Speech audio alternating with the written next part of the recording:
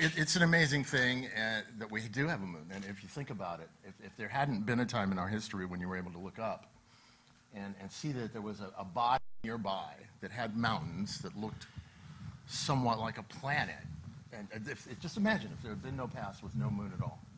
It might have been a very different and interesting history, and taken quite a bit longer to realize that we were actually on a planet ourselves and that there were others out there. And I think that's a very interesting thing. The kind of the plan right now, and of course, you know, NASA doesn't write the checks, Congress writes the checks, so it's kind of up to them to decide, you know, which path we go here. But the exciting part of this is, and with all due respect, it's not all up to NASA anymore. And I think that's a healthy thing. I think that's a healthy thing. So if you go talk to guys like Bob Bigelow wants to go to the moon. And he's got some plans to go do it. You talk to Elon Musk. Elon Musk not only wants to go to the moon, he wants to go to Mars. I think so does Bob. And so I think the exciting part here is how the government and the private sector can work together to do things that neither one of them could do alone. Kind of leave you with, besides helium-3, is 600 million tons of water ice on the North Pole of the moon. Not a few tons, not 100 tons, not 1,000 tons, but 600 million tons of water. The keystone of life. What can you guys do with that? And who's going to be the first trillionaire that figures out how to make money off of that? Private enterprise in the moon. It was always assumed in the 1950s that private enterprise would be right there or ahead of the government in space activities.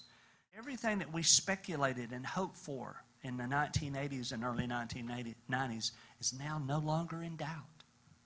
Like what Bruce just said, 600 million tons of water at the lunar poles. But at the end of the day, is NASA going to exploit that 600 million tons? No, it's not NASA's job.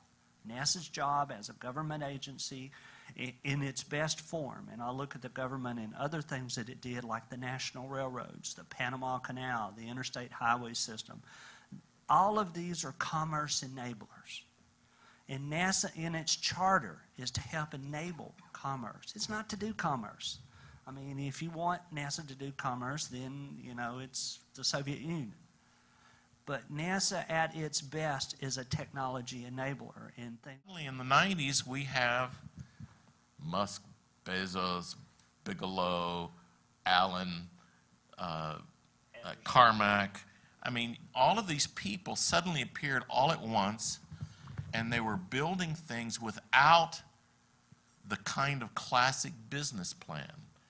They were taking their own resources that they had accrued through some other means and were investing them in this crazy space thing, which everybody knows doesn't make money. Why were they doing that?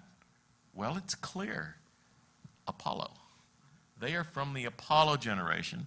They are the idealists. And this is the legacy that Bruce talks about of Apollo.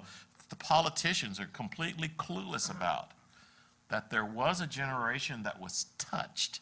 And when that generation actually got rich guys, and I mean really rich guys, what happened? They started putting their money into the dream at that time, but now 20 years, 30 years later. And it's really amazing to watch, because now suddenly the momentum has shifted in a way to where the government is not the only conceivable agent for doing this. We always worked under the assumption that NASA was the only conceivable agent for carrying this out. And now that's no longer the case.